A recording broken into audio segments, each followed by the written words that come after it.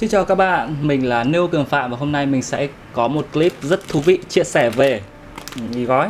Tại sao lại là mì gói?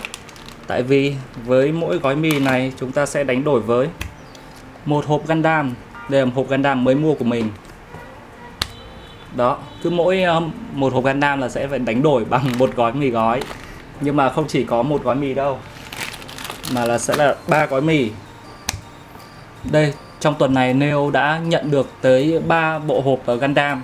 Đó chính là hộp Gundam Alert Earth 3 Gundam, Gundam Barbatos Lupus Rex phiên bản SDCS và cụ tổ RX7802 Origin phiên bản HG. Các bộ Gundam này đều là các sản phẩm khá là mới, đều là ra mắt ở những năm 2020 cả. Wow, thật là tuyệt vời. Neo đã trông mong tất cả các bộ này và chúng tới cùng một tuần luôn. Trong một tuần đều về hết và tuần này thì hàng về khá là nhiều nên là hầu hết tất cả các bạn đều sẽ mua được các bộ Gundam như thế này. Có cả 3 bộ như này thì mình biết ráp bộ nào trước bây giờ. Wow, thật là khó tại bộ nào mình cũng muốn ráp. Biết chọn bộ nào đây? Chọn bộ này hay là bộ này?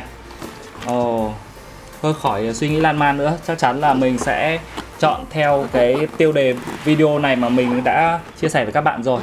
Mình sẽ lắp ráp review em Gundam Barbatos Lupus Rex phiên bản SDCS này đầu tiên nhé. Ồ ạ, Gundam đây. Chúng ta hãy bắt đầu đi nấu mì thôi.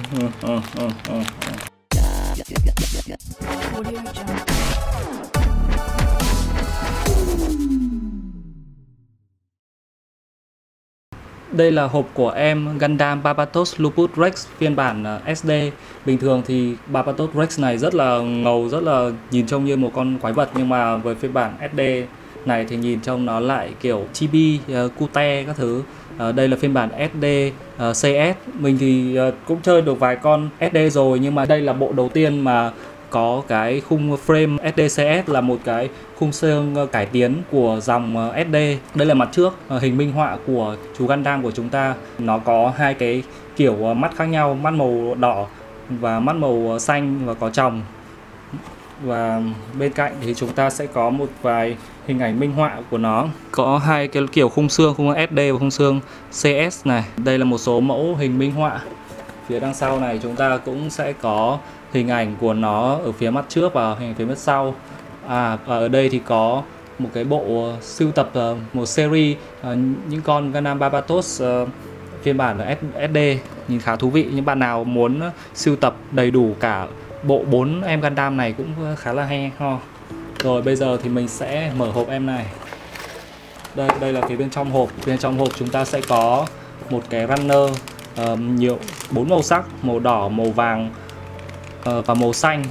Đây là runner màu vàng của nó có phần sừng này và đôi móng vuốt rất là đặc trưng của nó. Đôi móng vuốt này lại có màu vàng, lại chỉ có phiên bản này lại có màu vàng không. Vậy nếu mà mình muốn cái phần tay màu đen và móng tay màu vàng thì mình sẽ phải sơn cho cái bàn tay này. Thêm hai cái runner màu đen, 4, 5 cái runner, 6, 7 runner. Vậy chúng ta sẽ có 7 cái runner và một quyển sách hướng dẫn nho nhỏ ở đây. Quyển sách này mình thấy khá là nhỏ so với những cái con SD khác. Có lẽ đây là kiểu mới, các chữ cũng nhỏ nhỏ xinh xinh hơn cơ. Đây là phiên bản mới, nhìn mình thích cái phiên bản cũ hơn, nhìn to và rõ nét hơn. Cái này nhìn khá nhỏ, khá là khó nhìn. Ok, phía này thì có màu. Rồi bây giờ chúng ta sẽ tiến hành lắp ráp cho em Gundam này nhá. Đây là miếng decal cho con SD lần này. Chúng ta có hai con mắt, một mắt xanh và một mắt đỏ, và một số decal màu vàng và màu xanh. Chúng ta được cho một cái thanh dây điện, cái này sẽ để gắn vào phần đuôi để làm cái phần vũ khí, phần đuôi của em Gundam này. Hai runner A1, A2 này sẽ là hai cái phần khung xương frame đây. Đây là A1 này, đây là A2 này. Dòng SD này khá lạ khi chúng ta sẽ có một trong hai lựa chọn lắp ráp khác nhau. Đó chính là sử dụng khung xương theo kiểu SD thông thường hay sử dụng theo kiểu khung xương CS mới. Tức là nhìn trông nó sẽ cao hơn này, khớp gối có thể cử động được nhiều hơn này. Vậy thì mình sẽ lựa chọn theo kiểu CS mới đi để thử xem là cái phong cách mới nó sẽ như thế nào.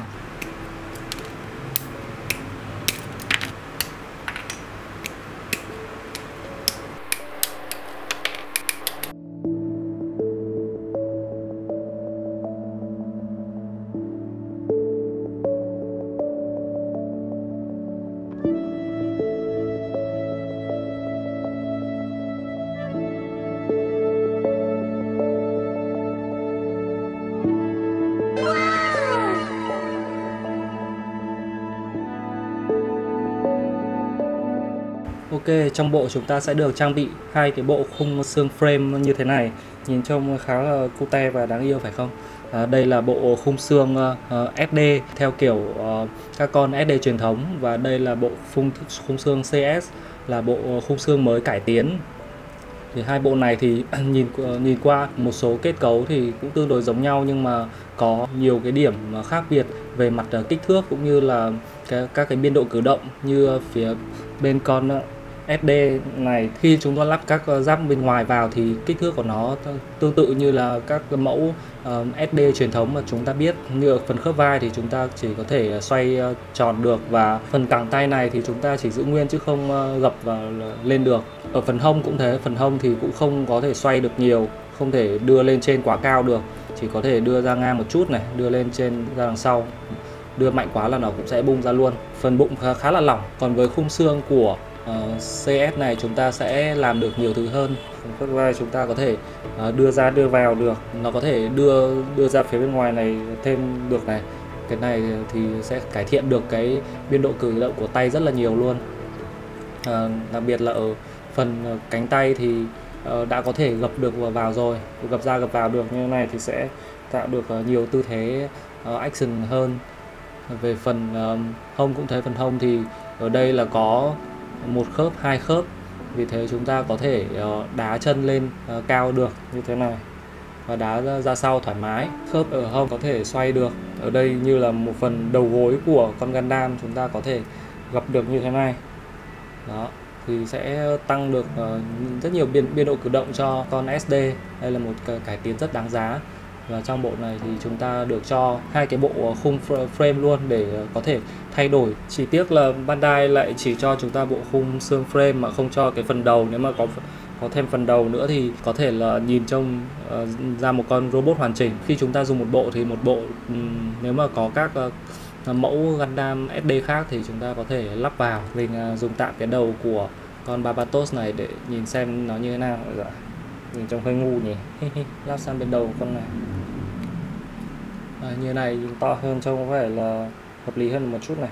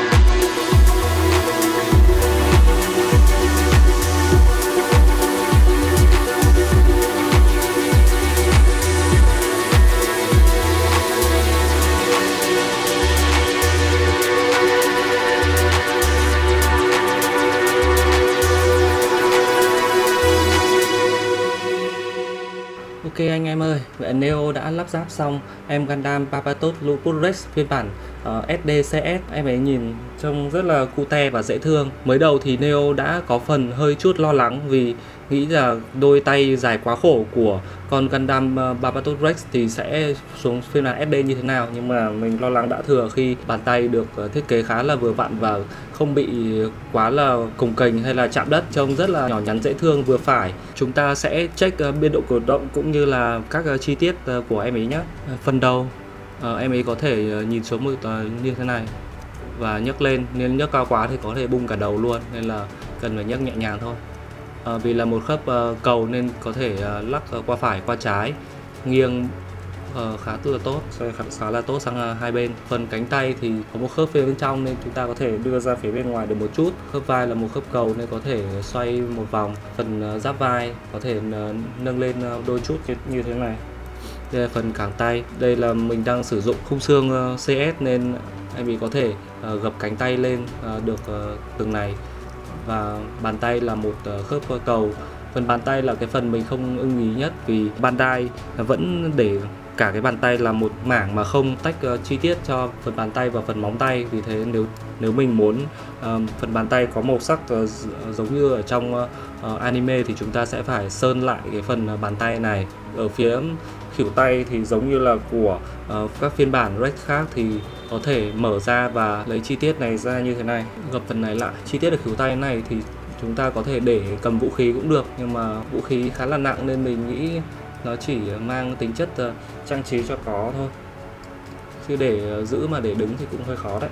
Phần bụng là một khớp cầu có thể xoay khá tốt, nhưng mà mình thấy nó khá là lỏng. Chúng ta chỉ cần khẽ vặn vẹo nhẹ một chút là nó đã lỏng lẻo như thế này này. Phần khớp bụng mình thấy không được chắc chắn cho lắm. Phần khớp hông thì cái phần váy trước của nó có thể đưa lên xuống, cải tiến hơn nhiều so với những phiên bản SD thường. Phần cẳng chân có thể đưa lên trên này, nhưng mà vì vướng váy và phía đằng sau thì cũng lên được tầm bằng này. Phiên bản khung xương này thì chúng ta có thể gập chân em ấy được như thế này, cũng khá tốt cho một con SD. Về phần cổ chân thì chúng ta sẽ có một khớp cầu ở đây khá chắc chắn nên có thể di chuyển vặn vẹo khá là tốt. Phần bách phía sau lưng có gắn đuôi của Barbatos, giống như là các phiên bản Rex khác thì có thể đưa lên đưa xuống được cái phần này. Cái phần đuôi có thể rút ra, chúng ta lắp cái dây, chúng ta có thể lắp cọng dây điện này để nối với cái đuôi ở đây. Đây chỉ là đơn giản là cắm vào thế này thôi. Mình thấy là khá là yếu và không được móc ngoặc cho chắc chắn như là ở phiên bản MG. Đây là các phụ kiện của em Barbatos Rex mà chúng ta có được. Chúng ta sẽ có một phần mắt để thay thế với cả phần mắt xanh này là phần mắt màu đỏ. Thì để thay thế thì chúng ta sẽ phải rút cái phần mũ ở trên đầu ra, tháo cái phần mắt xanh ra, lắp cái phần mắt đỏ này vào, và phía đằng sau này thì lại có phần mắt đỏ nhưng mà lại không có tròng, hoặc là với phiên bản xanh thì là phần mắt xanh mà không có tròng. Vậy là chúng ta sẽ có 4 cái kiểu mắt để thay thế cho em ấy.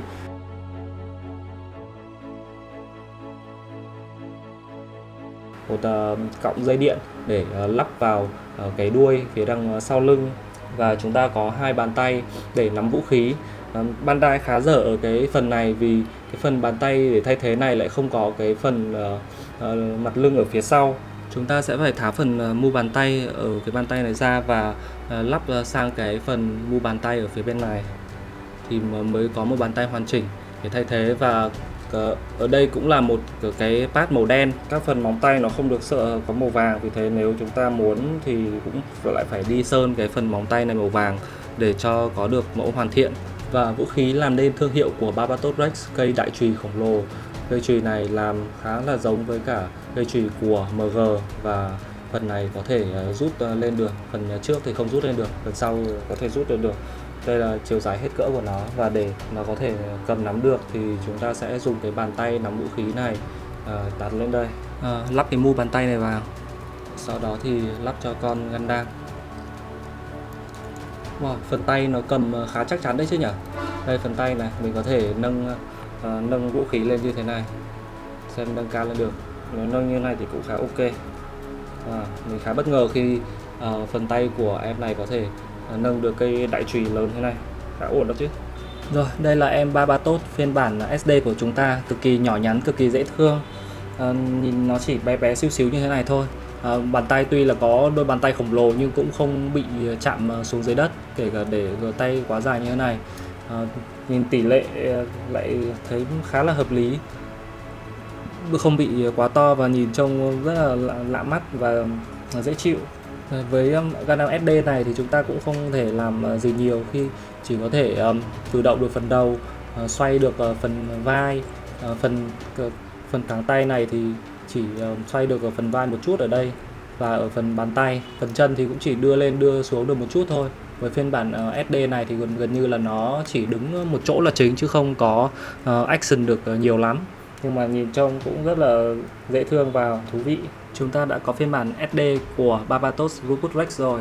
Chúng ta sẽ có thêm con Barbatos phiên bản 1/100 ở đây. Gundam Barbatos Rex phiên bản 100 và Gundam SD, hai con giống như là kiểu ông nội và thằng cháu đích tôn nhỏ xinh ở đây vậy. Cùng là một con Barbatos nhưng mà có hai kích thước hoàn toàn khác nhau. Nhưng con này nhìn ngầu, dữ dằn và già dơ hơn. Còn em này thì nhỏ nhắn, xinh xắn và dễ thương. Đây là phép về kích thước, nhưng mà đầu cháu lại to hơn cả đầu ông luôn. Còn đây là hai cái cây chùy. Đây là cây chùy của SD và đây là cây chùy của 1/100. Đều được rút ngắn thu gọn, nhưng mà vẫn là hai cây chùy có kích thước cực kỳ là siêu to, siêu khổng lồ ở đây. Vậy là kết thúc bài review của mình về em Gundam Barbatos Rex phiên bản SD CS.